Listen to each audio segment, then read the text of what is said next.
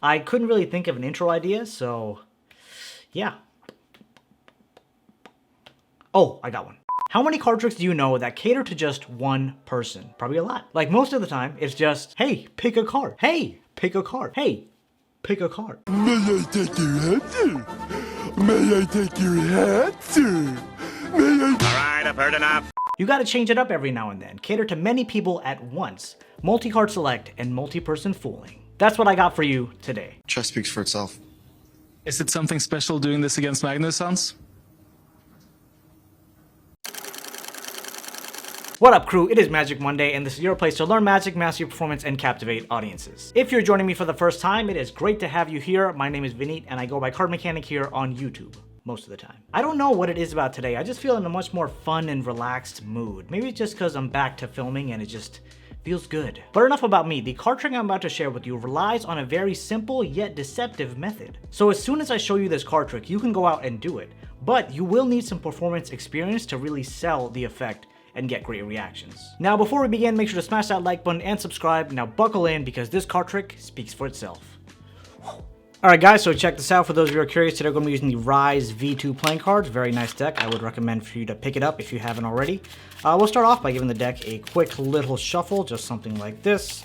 And of course my shuffling skills are not perfect, so cards will go flying out all the time. What's going to happen now is here I have multiple spectators.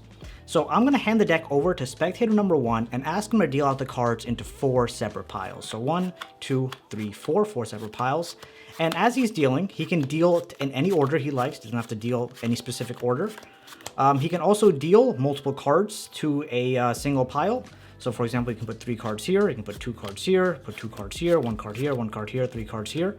And the piles don't even have to be even. So you can put like 3 here, 2 here, 2 here, I don't know, 5 here. You can even reverse the order of playing cards, then put them down. Whatever you want to do, you can do it. Just make sure you get rid of all of the playing cards.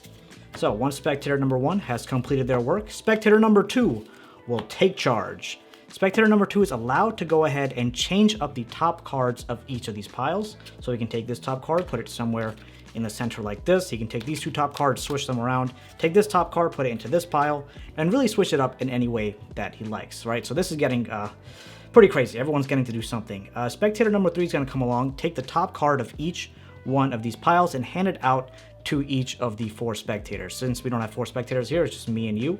I'm going to show you each of those playing cards. So card number 1, go ahead, check it out. You don't have to memorize it because I'll put the card on the screen for you. There you go.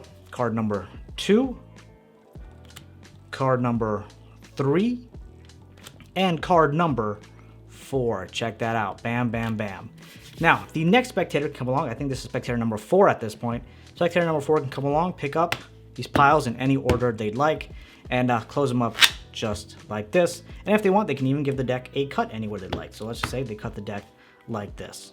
So now the cards are really mixed up. I will also shuffle up the playing cards because I am a shuffler. If I do say so myself, I'll shuffle them up. And you know what? I'll give them another cut because I can. This is where it gets a little bit more difficult. Most magicians can go through and find a single card that the spectator has selected. Now that's pretty difficult to do. Now what's even crazier is when people can find out where 2 of the playing cards are. What's absolutely insane is when a magician can find 3 of the playing cards, but what's next to impossible is being able to locate 4 playing cards at the same time or while going through this deck. So I'm gonna ask this first spectator to just think of your playing card. Just take a second, think of your playing card. Okay, you got it? Okay. This is a bit difficult. First time is always a bit difficult. I'm gonna say it's a black card. I'm seeing a club. Black club. Club. I'm gonna say it's a non-face card. I think the card you're thinking of, the card you had was this card right here. The 6 of clubs, right? Pretty impressive? No? Okay, well, that's fine. That's one card. Like I said, one card's just slightly difficult, but it'll get tougher as we go along. Almost anyone can do 1 card, but not many people can do 2. There's 1 in 52 shot of getting this picked. Now, getting the next card picked at random is over 1 in 2,500. So let's try this again with the next card. Just any one of the spectators, go ahead and think of your card. All right, once you got it. Okay, spectator number 2, you got your card. All right, all right. I'm thinking, spectator number 2, your card was also a black card. It was not a club. It was a spade somewhere around the 6. Thinking 7, 5. It was 5. Your card was the 5 of spades, right? Pretty impressive, pretty impressive. All right, 2 cards left, 2 cards left. Like I said, getting 2 cards randomly is 1 in 2,500. Getting 3 cards is 1 over 52 times 1 over 52 times 1 over 52. I can't do the math in my head, but it's a very large number. Whew, okay, okay, next card, next card. Man, this is tough, this is tough. Okay, I think it was black card as well. These cards kind of are helping me indicate. I'm gonna say, think of your card. It was an addition. It was a summation of 5 and 6. It was a jack. It was a black jack. Black jack. Spades or clubs. Spades or clubs. I'm gonna say we just picked a spade, so we're gonna go clubs. The 3rd card selected was the jack of clubs. Right? Pretty impressive. Nearly. Well, I guess very insane to really think about. Now, this is nearly impossible. Being able to get the 4th card. And again, the chances of me just guessing at random was 1 over 52 times, I guess, 1 over 51 times 1 over 50 times 1 over 49. And, man, so random guessing does not work here. Do me a favor, think of your card. Just do your best, think of your card as clearly in your mind as you can.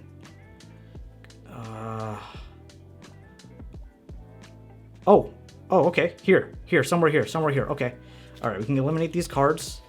Was it a face card? Was it a face card? Just think of it. Don't tell me. Yes, face card. Okay, face card. Oh no, not a face card. Sorry. I read your mind wrong. Sometimes that happens. All right, we're left with just these. I'm gonna say we did a lot of black, so chances are your card is not black. I'm gonna get rid of these, and of course we're only left with hearts. This is. Okay, 4, 5, we're missing a 6, 4, 5, 6, 7, 8. We have a 5, so I'm gonna get rid of the 5. Do me a favor and just think of one of these cards. You got one? Perfect. In your mind, eliminate the other 2 cards, the ones that are not your card. You got rid of the 4, and you got rid of the 8. No, you kept the 8, you got rid of the 7. So the 4 cards selected were the 6 of clubs, 5 of spades, jack of clubs, and the 8 of hearts. All right, my friend, welcome to the tutorial to give you some background on this effect. It is a variation on a trick known as Impossible Pickup by Temple Patent, and I made a couple of changes to it based on the way that I like to perform. So there are a couple of methods in here that are different than, I guess, what is taught, but I wanted to share some of my ideas with you because I thought it was really cool, and it kind of made the trick a bit more difficult, but also more difficult to catch on of what's going on. So that being said, let's go ahead and break it down. Starting off this trick, there are one of 2 methods that you can use. One is a setup method, which does make things a little bit easier, or one is an impromptu method, which makes it, I guess, a little bit more difficult, but I feel like a bit more impactful. So for the setup method, what you want to do is take the top 4 cards and set them up as you'd like. So in my performance, what I did was I took 4 cards that I guess I could easily memorize. I took the 3 of hearts. I took the other one, the 5 of, where are these cards? The 5 of hearts. I took the 7 of hearts, and I took the 9 of hearts. And I set these up on top of the deck. Of course, you don't have to do that. One great way to do this trick is to hand it over to the spectator first. Again, we have multiple spectators for this effect. You can hand this over to spectator number 1. Have them shuffle up the deck, and you would have to find a way to glimpse the top 4 cards and memorize them. But since that is a bit more difficult if you're, don't have a super great and quick memory, you would have to probably go through the deck, just look through quickly, and hope that the top 4 cards are fairly easy to memorize or be able to memorize them fast, right? So I'd recommend going the setup method, where you have 4 cards set up on top and cards that you can remember. So I just chose a suit such as hearts, and I took 3, 5, 7, and 9, just because, odd numbers, easy to remember. So I took those cards, put them on top. And now when I start the trick, I pull it out of the tuck case, and I give the deck a false shuffle or false cut. I do have videos on those. I'll put the link on the screen description you can go ahead and check them out. But a quick tutorial, false shuffle that I like to use, is I toss over a handful of playing cards, pull this back. This way there's kind of like a out jog here, or in jog, out jog, whatever it is. Then you throw the rest of them over, shuffle it over, just like this. You have this one card, push down, forward, that kind of creates a break. Shuffle the rest of these over like this, and you have your 4 cards maintained on top. Now, like I said in the beginning, this is a trick that you can do immediately after washing this, so if you can't do that, it's completely fine. You can just go with a setup deck. And if you want to learn some false cuts, you can do that as well, because false cuts, you can just do something like that. It looks fairly real, and again, the cards are maintained on top. So once that is complete, you hand the deck over to spectator number 1, spectator number 2, whoever you want to hand the deck over to, and ask them to deal the deck into 4 piles. The only thing you need to make sure of is the first 4 cards dealt, or the top 4 cards on the deck, and the bottom card on each one of these piles. After that, I like to slowly kind of introduce things that spectators can do. So after they've dealt maybe like 2 cards onto each pile, I can say you can change the order you want to deal. So you can deal here, here, and here, and here. After they do that, I can say you can deal multiple cards at once. So you can deal here, here, here, and here. I could even tell them multiple cards on each pile. The cards don't have to be the same number for each pile. Then they can really go crazy. You can say you can reverse the order. They can reverse orders, put 1, 2, 3 like this, whatever they want to do. Just make sure to get rid of the whole deck. Once that's done, square them all up, something like this, and have the next spectator do the next action. And the reason why we're involving so many spectators is that the more involvement there is with the trick, the more kind of randomness it adds. And it also kind of increases the impact at the end, because everyone's like, oh, I was so involved in this. I'm so committed to this. And when they get full, it's like, that was amazing. So you can allow them to change the top card of each of these piles. The only thing you can't allow is them for take a top card, put on the bottom.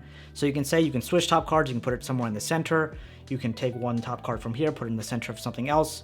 So whatever they want to do, really, they can do. Again, it really doesn't matter. As long as the bottom cards are the same, it's all good. So I guess at this point, 3 spectators or 2 spectators have interacted.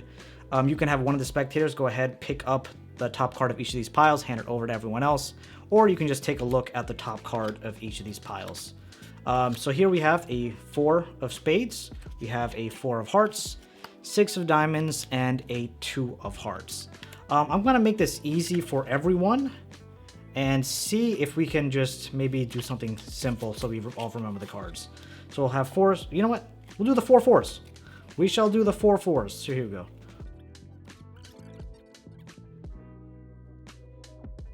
All right, so now we have the 4 4s on top of the deck. We have 4 of spades, 4 of hearts, 4 of diamonds, and 4 of clubs, just so it's easier for us to remember. And again, remember on the bottom, we have 3, 5, 7, and 9. Of course, you don't see these 4 cards. These are just flipped up so the spectators can remember them. Again, you don't see them. They see them themselves. They're not actually flipped up. Once the spectator have them memorized, they can put them on any of the piles, and you can have the last spectator just put the piles in any order that they'd like, looking something like this. Now, what I like to do to kind of complicate this a bit more and make this a little bit more of a magician fooler is do a pharaoh shuffle.